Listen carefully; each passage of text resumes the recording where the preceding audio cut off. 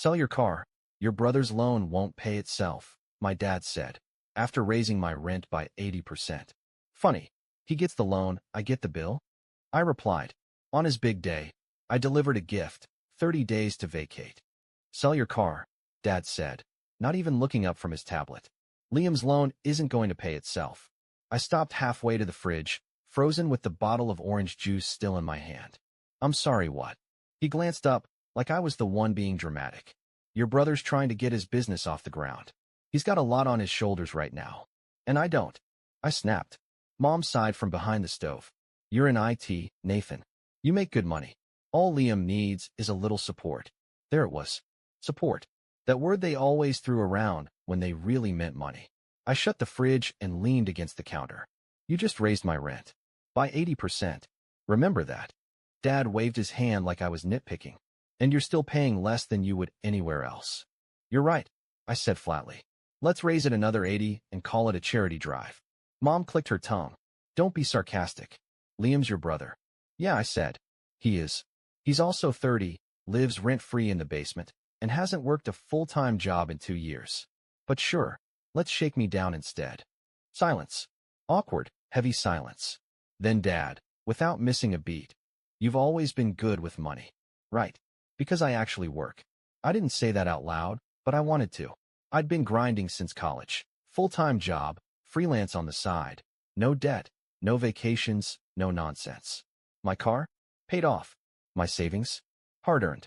I'd sacrificed a social life, sleep, and any semblance of balance to finally get ahead. Liam?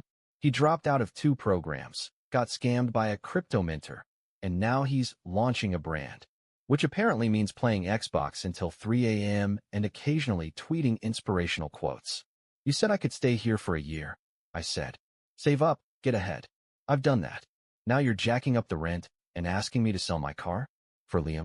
He's your brother, Mom repeated, like it was gospel. Families help each other. I stared at them. Then I laughed. I'll think about it, I said quietly. Dad gave a firm nod, like it was settled. Good. I knew you'd come through. I didn't reply.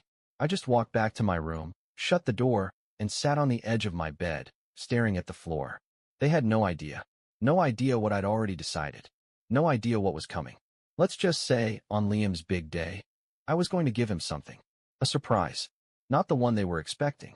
But before we get to that, you need to understand how we got here. Because this wasn't about one bad conversation over breakfast. This was about years of silent expectations, of me giving and them taking, until I forgot what it even felt like to live for myself. Liam's big day was just the final spark. The fire? It started long before that. When I moved back home after college, it was supposed to be temporary. Just a year, my dad had said. Save some money, get stable. Then you'll be on your feet. That was 3 years ago. Since then, I've paid rent, split groceries, covered repairs when the plumbing burst, and helped Mom with her surprise credit card bills more times than I can count. I never complained. I figured, maybe this is what responsible sons do. But what made it unbearable was the double standard. Liam, my younger brother, Liam, was finding himself for the past half-decade. That mostly meant expensive hobbies and failed ventures that he somehow always needed funding for. Mom would say, he just needs time. Dad would say, you're the older one, Nathan. You're supposed to lead by example. But what did example even mean anymore? I worked 60-hour weeks in IT support while Liam slept till noon and posted #grind mode selfies from the couch. Let me paint you a picture. 2019. Liam wanted to start a dropshipping empire. I paid for the LLC registration and Shopify fees. 2020. He pivoted to YouTube. I bought him a camera and microphone. Just until the ad money rolls in, he said. 2021. Crypto phase. I didn't give him money that time. He took out a $15,000 personal loan to invest. Lost it all in under 2 months. And now? Apparently, I'm supposed to sell my car to cover the loan payments he can't make. You want to know the worst part? I said no. And they acted like I was the villain. Liam's not like you, Mom said one night, when I came home to find her and Dad sitting at the kitchen table, waiting for me like I was a teenager past curfew. He's sensitive, she continued. You have a job, a career, he has dreams. Oh, I'm sorry, I said. Is he allergic to working? Don't be cruel, Dad snapped. He's trying. but the stress of the loan is making him anxious. So sell the PlayStation, I shot back. Maybe anxiety will go away when he starts budgeting. Dad stood up then. Enough with the sarcasm. And enough with the freeloading, I said. You raised my rent by 80%, but he pays nothing? He's family, Mom said. So am I. No one answered. It got worse. I started noticing little things. Liam's Uber Eats orders on the family card. A package addressed to me, opened and discarded on the floor. It was my new phone, meant for work. His girlfriend sleeping over 4 nights a week, eating our groceries and calling me uptight because I actually pay for my stuff. And then came the final straw. It was a Sunday. I was in my room, trying to nap before another overnight shift. Liam barged in without knocking. Hey, he said, you said your credit's good, right? I sat up. Why? He laughed like it was obvious. I need to refinance my loan. Can I use your name? It'll help with the rate. I stared at him. He kept grinning, like he was asking for a cup of sugar. You want me to co-sign your loan? Just temporarily, he said. You've got, nothing to lose. It's not like you even use credit. Nothing to lose. Nothing. I stood up, walked past him, and didn't say a word. He followed me down the hall. Wait. What? You mad? I didn't answer. Geez, man, he muttered. You always act like you're better than us just 'cause you've got money. You owe us. That word. Oh. I owe them? For what? For feeding me when I was a child? For raising me in a house where love came with conditions and praise only ever went to the loudest failure? They didn't raise a son. They raised an asset. A silent ATM with boundaries they never intended to respect. That night, something shifted in me. For the first time, I didn't feel tired. I felt done. I didn't yell. I didn't threaten. I just started researching. Quietly. Patiently. Because if there's one thing I learned in IT, it's that the best way to destroy a system is from inside. And the system here was my family. My mistake was thinking I was a part of it. But I wasn't. I was the power source. And it was time to pull the plug. On Liam's big day, he expected balloons. Instead, I had something else in mind. 30 days. 1 letter. And no warning. But I'm getting ahead of myself. You'll see. Liam's big day was supposed to be some kind of celebration. A launch party, he called it. For his new brand. He printed t-shirts with some slogan that didn't make sense, made a media kit in Canva, and invited everyone he knew to our backyard like he'd just IPO'd on Wall Street. The night before, Dad asked if I could help set up the speakers. I said no. You're not even going to come? Mom asked, standing in my doorway like I was grounded. He's your brother. He's your project, I replied. You go clap. She didn't like that. But I didn't care anymore. They crossed every line. I was just drawing the border now. The morning of the event, I printed out the papers, sealed the envelope, double-checked everything. 30 days. That's what the law gives you on a formal eviction notice in our state. I'd done it by the book. Because if I was going to light this house on fire, I wanted the legal receipts. Liam was already out back by noon, strutting around in sunglasses and barking orders like a chaotic director. I need music. Where's the playlist? He yelled at no one. Dad was adjusting the grill. Mom was arranging plastic champagne glasses on a folding table like it was a royal wedding. I stood in the kitchen, watching through the window, sipping coffee from my mug that said problem solver. How poetic. I waited until the guests arrived. Until Liam stood in front of everyone with a mic he borrowed, talking about how grit beats privilege and how this journey was only possible thanks to his support system. I stepped outside just as the applause started. Envelope in hand. I walked right up to him and handed it over. What's this? He asked, smirking. Your surprise, I said. You've got 30 days. He laughed. 30 days to what? Dad was already walking over, brows furrowed.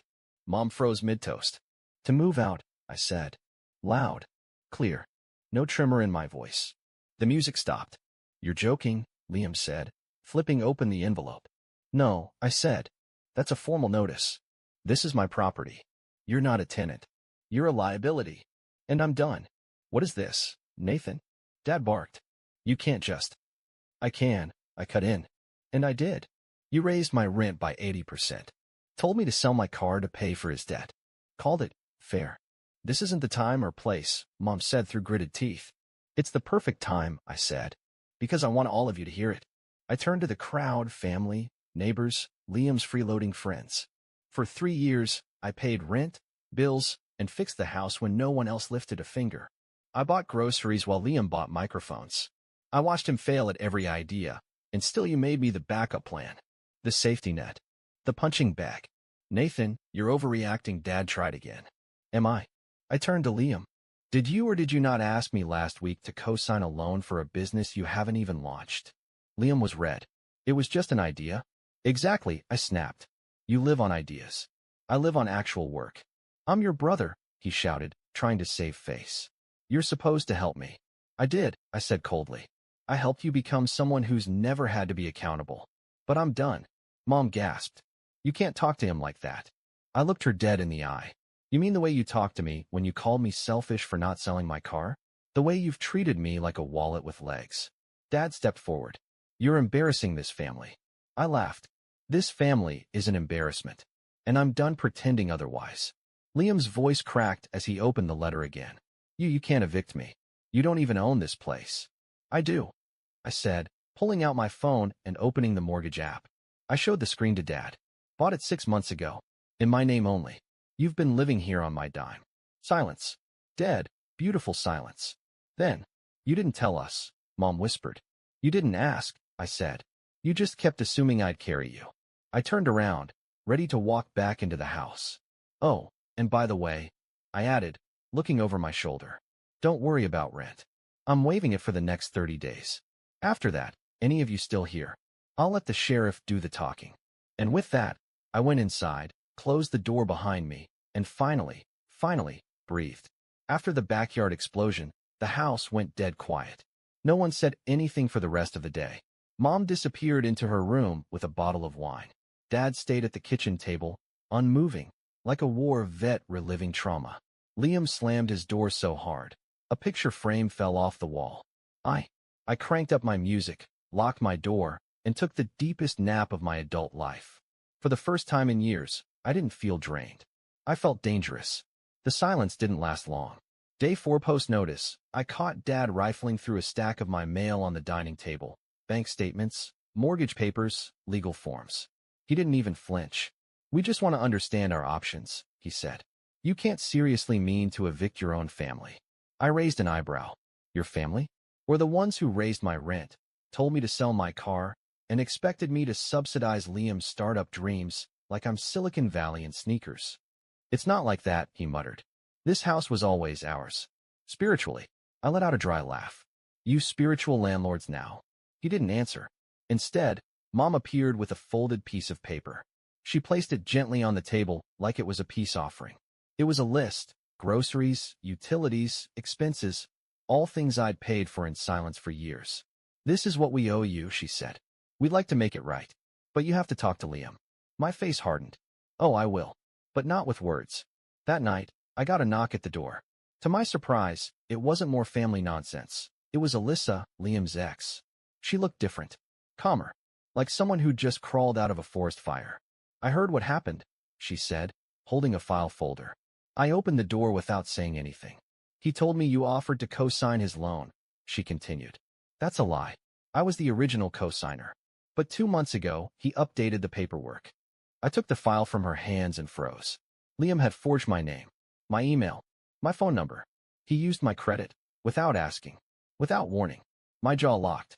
So he lied to me, and to the bank. She nodded. You need to know what kind of mess he's in. He's been lying to everyone, including himself. I called my lawyer. We reviewed the documents. Every signature. Every fake email trail. You have grounds to press charges, he told me. Forgery. Identity misuse. Possibly fraud, depending on what he did with the money. I stared at the screen.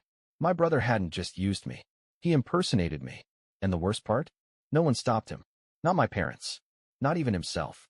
The next day, I called a family meeting. One last supper. They came. Reluctantly. Dad looked tense. Mom clutched a tissue. Liam sulked, eyes darting, avoiding mine. I dropped the folder on the table. Let's skip the salad, I said. Liam, you used my name to secure your loan. You forged my identity. Mom gasped. That can't be true. Check the documents, I said, pushing them forward.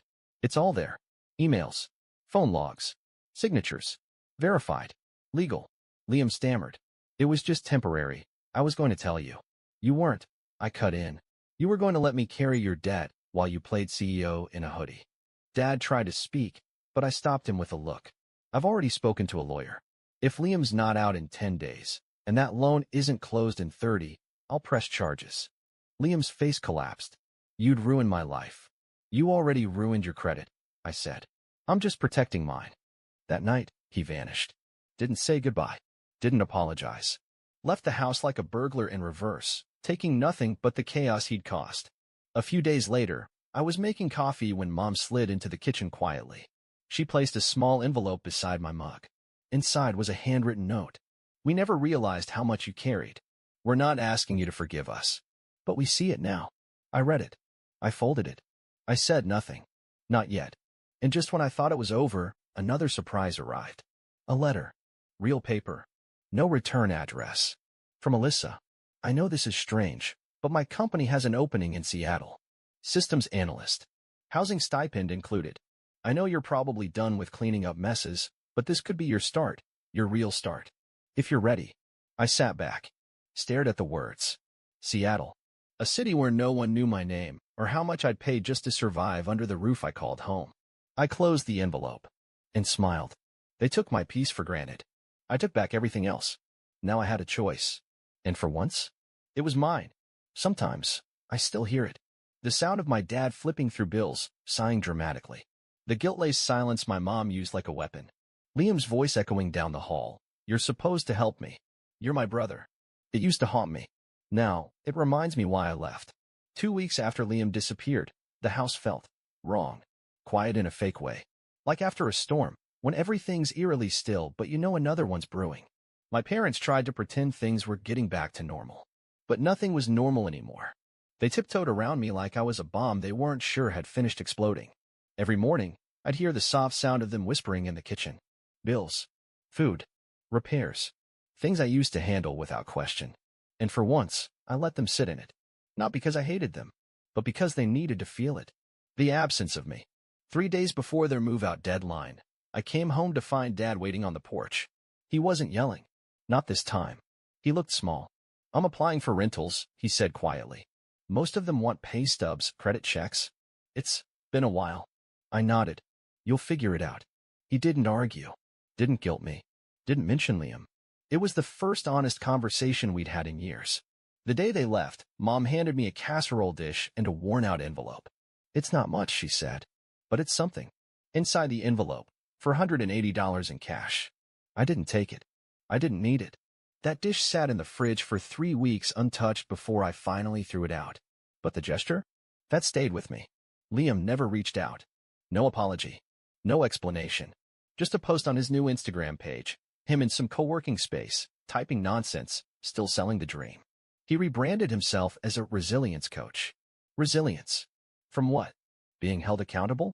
The post got 8 likes. I didn't even give it the 9th. You'd think that'd be the end of it. But a month later, I got a message request on Facebook. From Kelly, a friend of Liam's ex, Alyssa. I saw your story on Reddit, she wrote. Just wanted you to know what you did. It helped more people than you realize. A lot of us have Liams in our lives. We needed to see someone win. I read that message 3 times. Not because I didn't believe it, but because it was the first time someone saw me not as a villain, but as a survivor. 2 weeks later, I packed my bags. Took the offer in Seattle. Started over. New job. New apartment. No leeches. No random Venmo requests. No guilt-laced dinners. No fake family meetings that ended with, you should really help Liam more. And yet, sometimes I'd catch myself opening my old banking app. Out of habit. Checking if someone had borrowed from me again. Checking for the weight I used to carry. But there was nothing. Just my money. My balance. My life. And that's when it hit me. They never loved the real me. They loved the version of me that made their lives easier. The reliable one. The responsible one. The one who never said no. The human ATM. The spare parent. The financial backup plan. Once I stopped being that, they called me selfish. Ungrateful. Cruel. But now, sitting in a Seattle cafe with my laptop open and no texts demanding help, I finally feel what they feared most. Free. I paid off the house. Sold it. Invested the rest. I keep a framed copy of the eviction notice in my drawer, not out of spite, but as a reminder.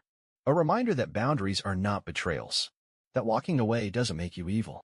That saying no can save your life. People ask me if I miss them. The holidays. The family barbecues. The togetherness. I tell them, I don't miss family. I miss the idea of family. What I had was debt wrapped in love bombs. Conditional loyalty with strings attached. I don't miss it. Not even a little. If you're reading this, and you're their version of me, the one who pays quietly, sacrifices silently, never complains. You're not crazy. You're not heartless. You're not selfish. You're just tired. And maybe, just maybe, it's time you gave yourself the gift you've given them for years. Freedom. Because I'll tell you what no one ever told me. Being the villain in their story is worth it. If it means finally being the hero in your own.